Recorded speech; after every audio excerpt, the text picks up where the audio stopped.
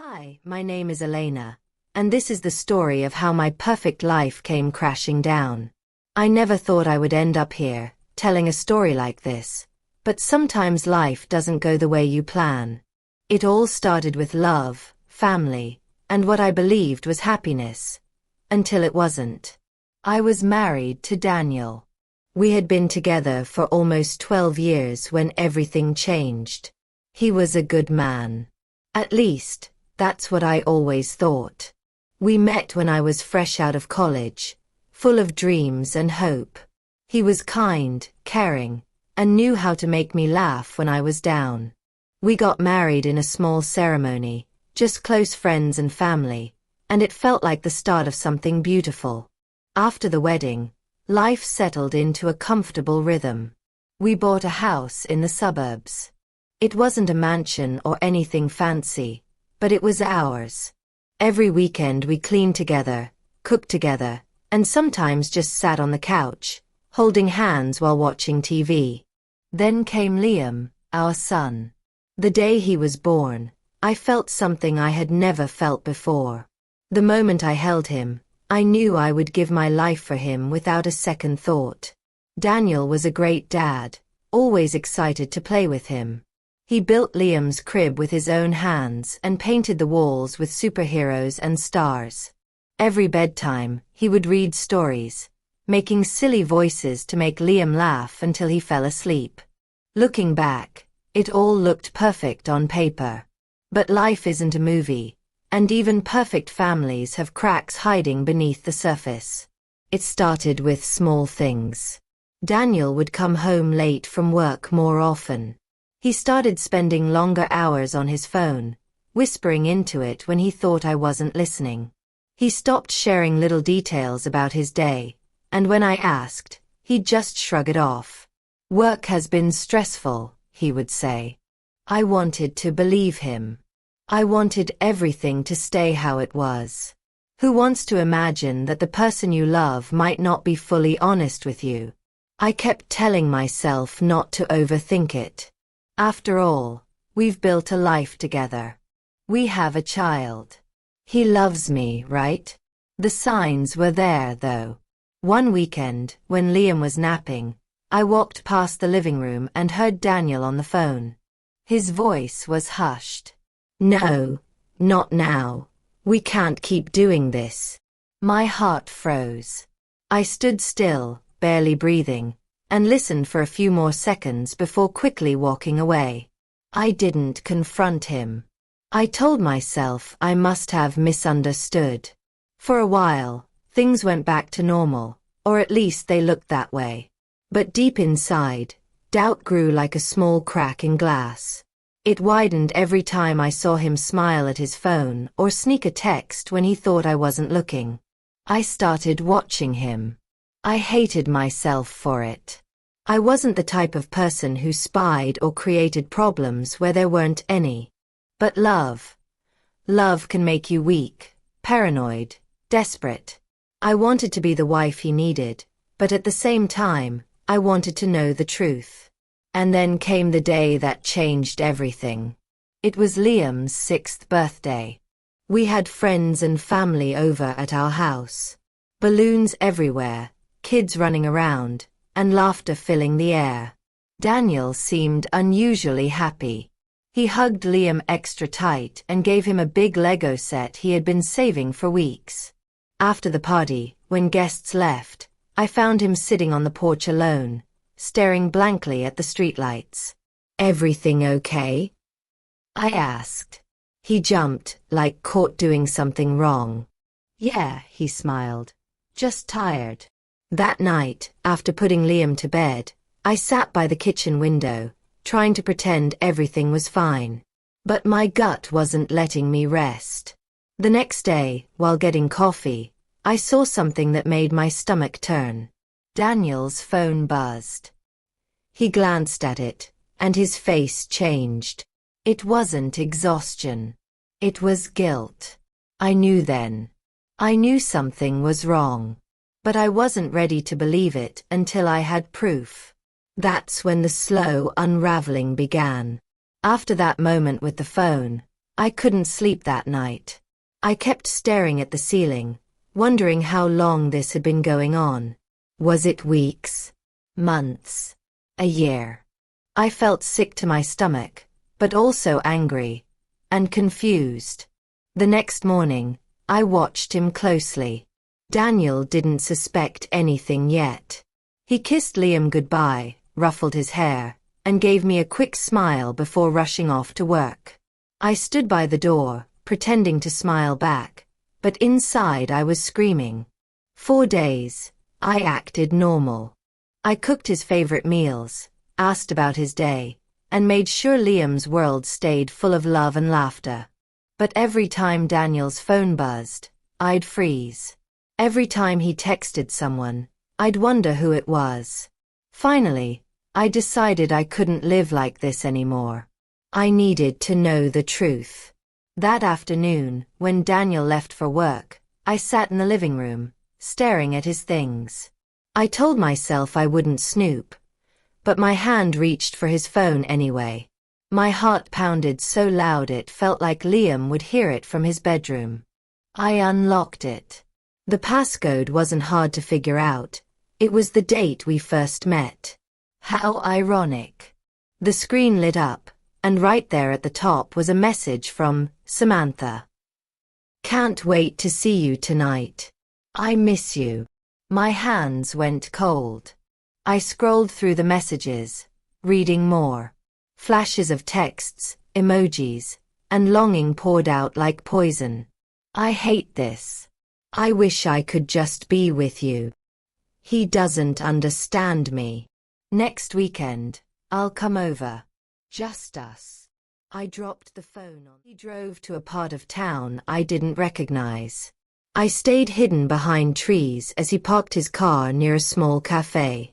He sat outside with a woman, Samantha. I watched them from behind the window of a bookstore. They laughed, leaned toward each other, and at one point, she reached for his hand. That was it. I couldn't breathe. I gripped the bookshelf, my knuckles white.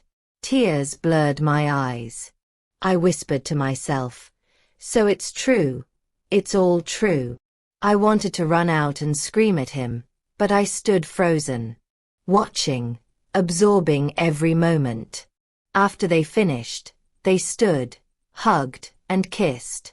It was a deep kiss, one that didn't belong in a marriage. I left the store quietly. My heart was pounding so loud it felt like the walls could hear. That night, I couldn't sleep again. I cried until my eyes hurt. I lay in bed staring at the ceiling, my mind racing. The betrayal wasn't just about him cheating. It was about everything I built being a lie. It was about trust shattered, promises broken, and a family that looked perfect from the outside but was falling apart from within. I wanted to confront him, but I didn't. Something inside me whispered, "Not yet. Not until you're ready." So I waited. Days turned into weeks, and Daniel continued to live his double life. Every morning he kissed Liam goodbye. Every night he smiled at me as if nothing was wrong. And every night, I cried silently. I started writing things down in a journal. Dates, texts, conversations I overheard, places he visited. It was like preparing evidence against him. But deep down, I knew this was more than just a broken marriage. It was a test of who I was. Could I forgive him? Could I pretend it never happened? Or would I destroy him in return? The next part of this story isn't for the faint of heart.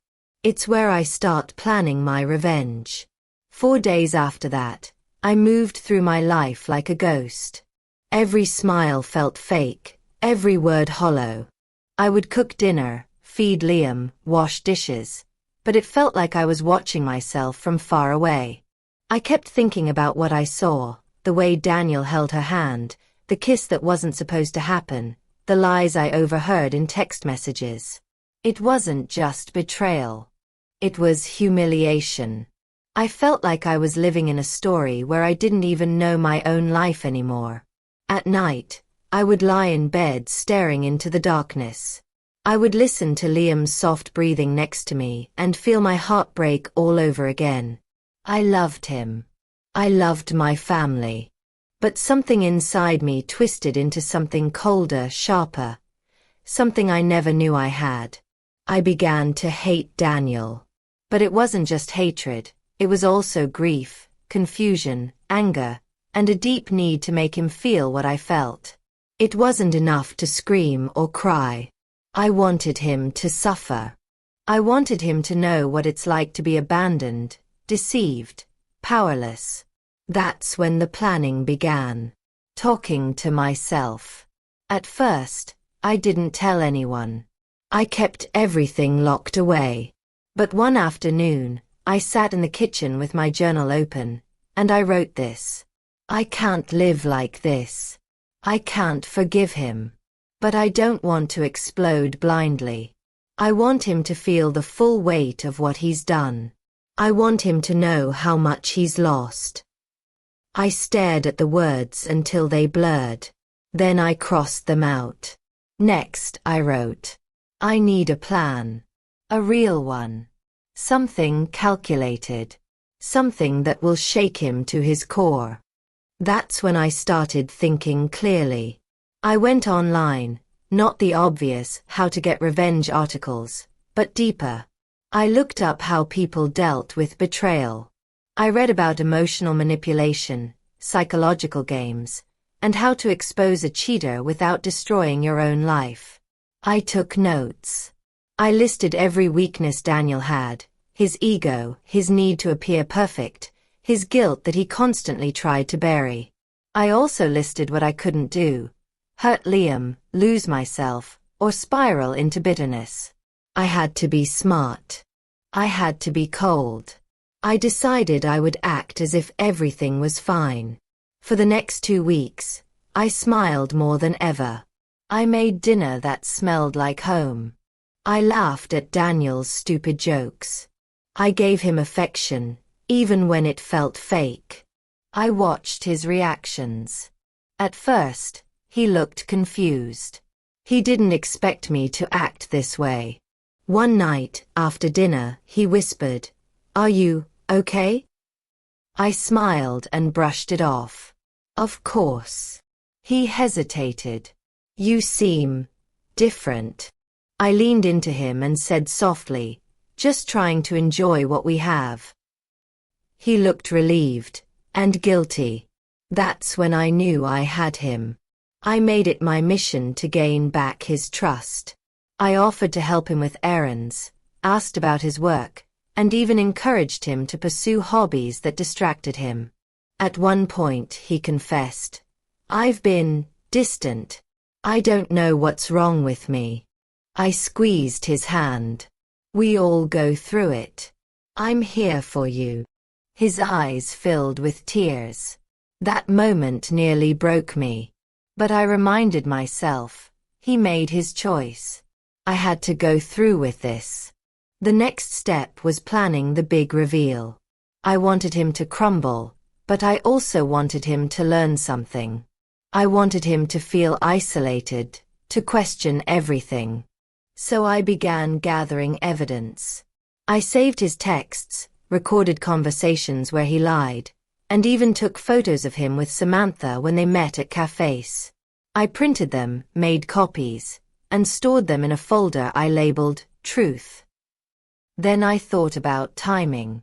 I could confront him in the middle of a fight, but that would let him fight back. I wanted him defenseless. I wanted him alone. That's when it hit me. The family barbecue we had. The day of the family barbecue arrived. I woke up early, made sure everything was perfect, and pretended like nothing was wrong. The house smelled of grilled food and laughter. The yard was filled with decorations, kids running around, and the chatter of families reconnecting. Inside, I kept my face calm and my smile warm. Daniel looked confused again. He kept stealing glances at me, like he wasn't sure whether I was serious or just pretending. But I stayed composed, even more attentive than usual. Everything looks amazing, he said as I arranged drinks. Thanks, I replied softly. Let's make this a good day. He smiled awkwardly. I could feel the heat of his discomfort, but I also saw something else, relief. He thought I had forgiven him. He thought he had a second chance. That made me feel sick. But I stayed steady. By afternoon, everyone had gathered. My parents sat together laughing, my cousins set up games for the kids, and Daniel's parents chatted with the neighbors. The smell of barbecue and summer flowers filled the air. It all looked picture perfect. Then, as planned, I casually asked, "Daniel, can you come help me with something inside?" His face lit up like I cared. "Of course," he said and followed me toward the living room. Once the door closed behind us, I pulled out the folder labeled Truth. His eyes widened instantly. "What's that?" he whispered, panic flooding his face. I smiled. Not cold, not cruel, just calm. "I thought you'd want to see it," I said. His lips parted, but he said nothing. I slowly opened the folder and placed the pictures on the coffee table. There he was, holding hands, laughing with Samantha. His texts, printed in black and white. "I hate lying. I wish I never married." Finally, I pressed play on the recorder. His voice, raw and guilty, filled the room. "I hate lying to them. I can't stop myself. I wish I never married." His hands trembled.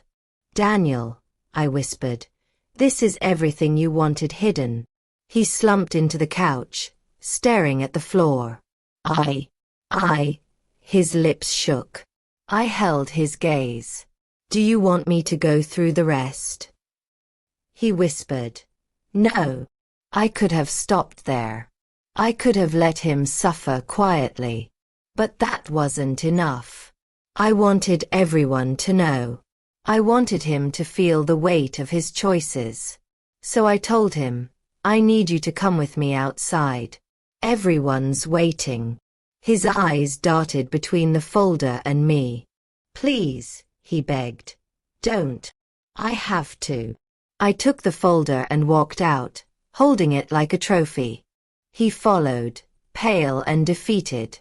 The lawn was full of laughter when I stepped out. "Everything okay?" my mom called. I took a deep breath and raised my voice so everyone could hear. "Actually," I said, "I think we all deserve to know the truth." Conversations stopped. Daniel's mother frowned. His father looked confused. My own parents sat up straighter. I placed the folder on the table. "I think it's only fair that you all see what Daniel's been hiding." I didn't shout. I didn't cry. I just spoke in a steady voice. His affair with Samantha isn't a rumor. These are pictures. These are messages. This is his voice confessing it. The room froze. Daniel's face went from pale to ash gray. He opened his mouth but no sound came out. His mother clutched her chest. His father stood, eyes wide with shock. "Daniel," his mother whispered, trembling. "Why?" my dad growled. I looked at Daniel and said, "You chose this." I handed the folder to his father. He took it with shaking hands and began reading. The next hour was chaos. People whispered. Some cried. Some stared in disbelief. Samantha wasn't even there, but her name was on everyone's lips. Daniel's father shouted, "Get out of my house." His mother cried, "How could you?" My mom put a hand on my shoulder, but I gently shook it off. I stood tall. I wasn't screaming. I wasn't breaking. I simply watched him crumble. Daniel sat on the grass, his head in his hands. He didn't meet anyone's eyes. I knew the worst part hadn't happened yet. It wasn't enough for him to be exposed. It had to affect him where it hurt the most. Later that evening, after the guests left and the house went quiet, I sat beside him. He didn't look at me. "I wanted you to feel what I felt," I said softly. His eyes flicked up, haunted. "I wanted you to know what it's like to lose everything, not because you deserve kindness, but because you chose to destroy love." He whispered, "I'm sorry." I looked at him, eyes filled with sadness. "I hope you feel it," I said, "every time you look at Liam, every time you close your eyes." As the days passed, something unexpected happened. Daniel began isolating himself. He stopped attending events, stopped calling friends, and withdrew from family. His parents blamed him. His siblings avoided him. His name became a cautionary tale. But the most painful thing wasn't their judgment. It was the look in Liam's eyes. He didn't understand why his dad wasn't around. He asked me, "Where's Daddy?" I held him close but couldn't lie. "He made a mistake," I whispered. Liam's innocent eyes filled with tears. I broke. For a moment, I hated myself. But I reminded myself, this was the consequence of Daniel's choices, not mine. Weeks later, I filed for separation. I sold the house and moved into a smaller apartment where Liam and I started fresh. There were nights when I lay awake staring at the ceiling, thinking about how easily love can turn into something dark, how fragile trust really is. I kept replaying Daniel's face, his eyes hollow, his hands shaking, as he watched his world collapse. I hated that I felt pity for him. I hated that I still cared about the man who betrayed me. But even more, I hated that Liam didn't understand why his dad wasn't around anymore. In the weeks that followed, my parents and friends stood by me, offering support, but I knew this was something I had to face myself. I wanted to be strong, not just for Liam, but for myself. It was hard, and some days I doubted everything. But slowly routines helped. We cooked simple meals, laughed at silly things, and I started taking Liam to the park every afternoon. Watching him run around, carefree and innocent, reminded me of why I had to be strong. He didn't deserve to carry the weight of his father's mistakes. I also started therapy. I wanted to work through the anger, the guilt, and the deep sadness. My therapist didn't tell me to forgive right away, or to forget. It was about understanding how much I had endured and learning how to live fully again without bitterness. I heard rumors from family and mutual friends. His parents had moved away, unable to face the scandal. His reputation was shattered, not because people were cruel, but because trust once broken is hard to rebuild. Some say he tried reaching out to Liam, but my answer was always the same. No. Liam didn't need that kind of pain. I never wished him to suffer, but I knew he had to face the consequences of his choices. This wasn't just a story about betrayal, it was about resilience. I eventually found new work, built new routines, and surrounded myself with people who valued honesty and compassion. I discovered that life after heartbreak isn't about erasing the past, it's about learning from it. I even began volunteering, helping women and families going through similar situations. There's power in shared pain, and healing comes when you realize you're not alone. As Liam grew older, I taught him the importance of kindness, trust, and communication. We talked openly about emotions, about relationships, and about the difference between making mistakes and choosing deception. He's growing into a thoughtful and brave young boy. Whenever he asks about his father, I tell him the truth, but with love. Sometimes, grown-ups make mistakes, I explain. It's okay to feel sad or angry. What matters is how you move forward. He listens quietly, then hugs me tight. Those hugs became the greatest form of redemption, not for Daniel, but for both of us. Looking back now, I realize revenge didn't give me peace. Justice did, not through punishment, but through truth. I didn't want to destroy someone's life for the sake of satisfaction. What I wanted was to protect myself, my child, and the life we deserved. Sometimes, people ask me, "Do you regret what you did?" I answer honestly, "No," I say. Because if I hadn't stood up for myself, I would have lost everything. I wouldn't have shown Liam how to live with dignity and strength. The most powerful thing you can do after betrayal is to reclaim your story. If you're listening to this and going through something similar, I want you to know this. You are not weak because you feel hurt. You are not bitter because you stand up for yourself. It's okay to feel all the emotions, anger, sadness, fear, but don't let them define you. Strength isn't about hiding pain, it's about showing up, speaking your truth, and choosing to live fully again. Your story isn't over because someone broke your trust. In fact, it's just beginning.